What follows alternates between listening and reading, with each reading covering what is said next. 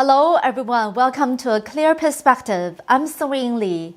During the last program, I mentioned that during the Summit for Democracy, both U.S. Secretary of State Antony Blinken and the Secretary of the Treasury Janet Yellen emphasized the need to combat transnational corruption. The State Department is establishing a coordinator on global anti-corruption. Additionally, the Treasury Department is rolling out a new kleptocracy fund designed to reward people who can provide intelligence about where corrupt foreign leaders are hiding their money in the U.S. This move could be a fatal blow to the CCP. It has caused a series of power struggles within the CCP. On December 9th, the CCP state media People's Daily published an important article without mentioning a single word about Xi Jinping. This was a backstabbing move against him. The article summarizes the achievements of the post-1979 economic reform era under late leader Deng Xiaoping. The article has 4,000 words.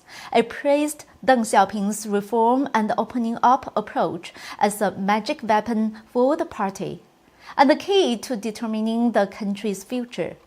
It mentioned Deng Xiaoping 9 times, Jiang Zemin and Hu Jintao 1 time each, but not a single word about Xi Jinping.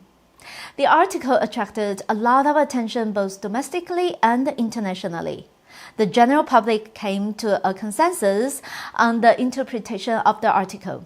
The common conclusion is that within the CCP, there is a force trying to criticize Xi through praising Deng. It hit the mark because the economy in mainland China is rapidly worsening.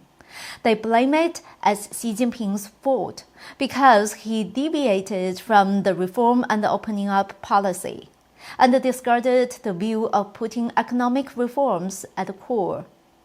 The offense was too blatant. Xi Jinping cannot even pretend that he didn't know about it.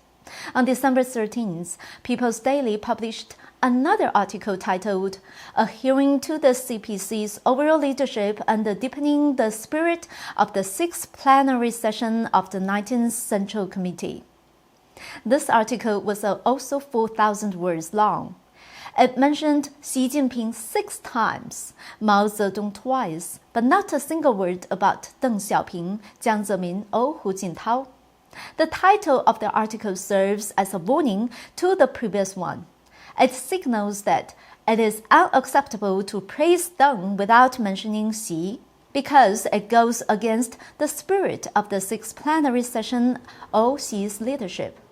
The new article reinforces Xi Jinping's leadership position. The article also emphasizes that there were deviations in the leadership of the CCP at the beginning of the economic reform and the opening up period. These deviations were not truly corrected until after the 18th National Congress of CCP.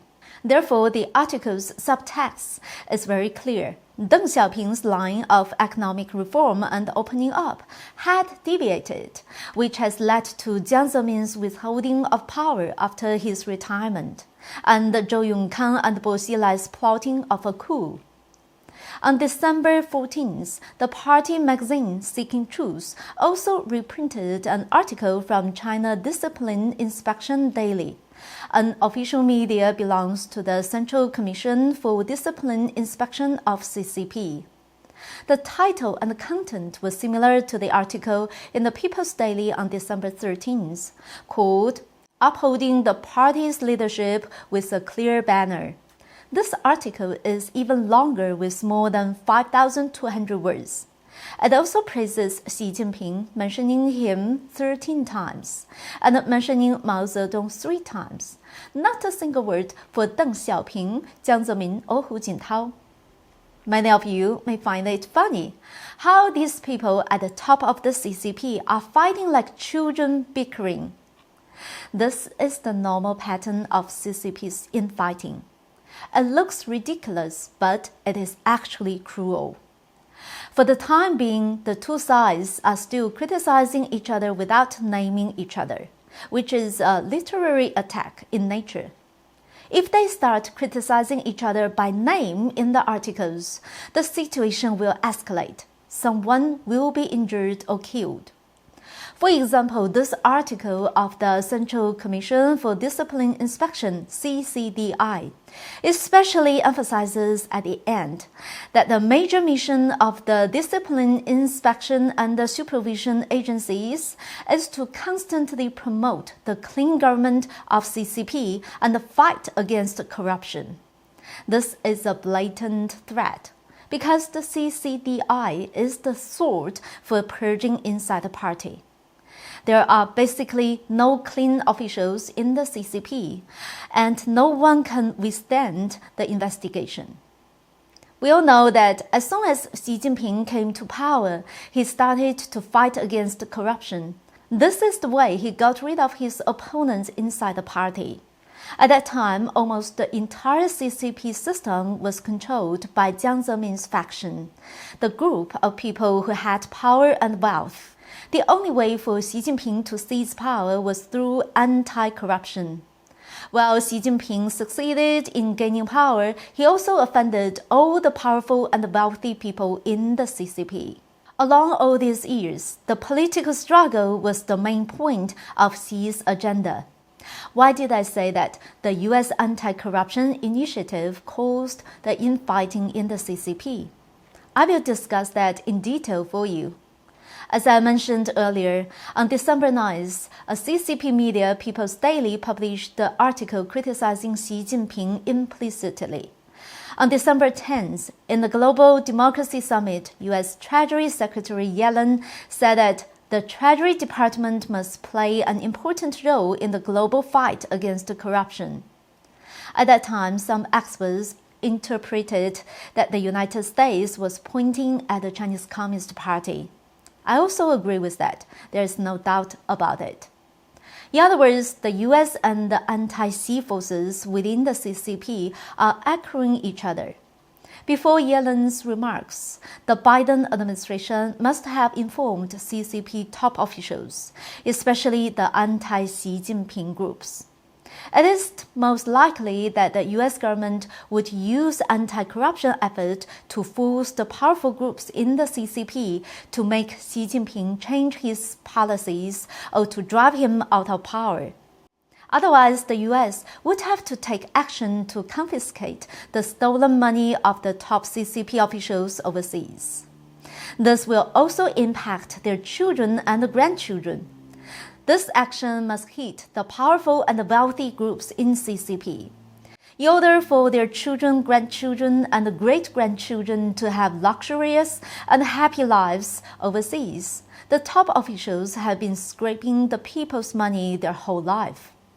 If the U.S. is serious, all the corrupt Chinese officials' lifetime efforts will end up in vain, and their children and grandchildren may be implicated because of the unknown origin of properties. This is absolutely unacceptable to the CCP officials. They will protect them and the money, whatever it takes. Why is that? Let's see what the United States has to say. Switzerland or the Cayman Islands have long been the focus of regulators looking to find hidden cash. But Yellen said there's a good argument that right now the best place to hide and launder ill-gotten gains is actually the United States. And the U.S. Congress authorized the creation of the Scaptocracy Assets Recovery Rewards Program as part of the fiscal 2021 National Defense Authorization Act to intensify the global fight against corruption and aid U.S. efforts to identify and recover stolen assets and return them to the country in question. The U.S. is not just warning, but has already begun legislative action. But all of this is not irretrievable.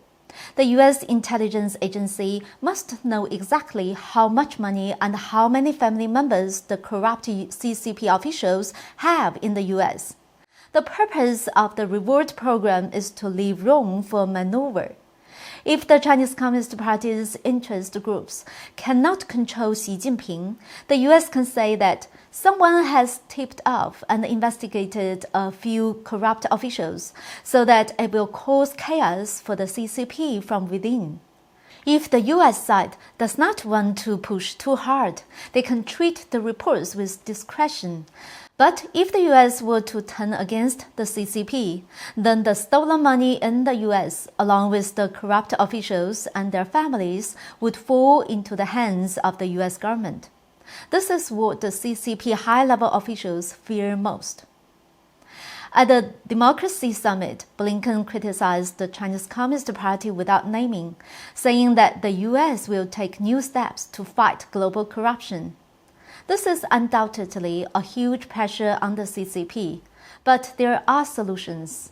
As long as the CCP can force Xi Jinping to compromise and allow Wall Street and corrupt politicians to make fortunes silently, just like what they did in Jiang Zemin and Hu Jintao's areas, everything will be fine.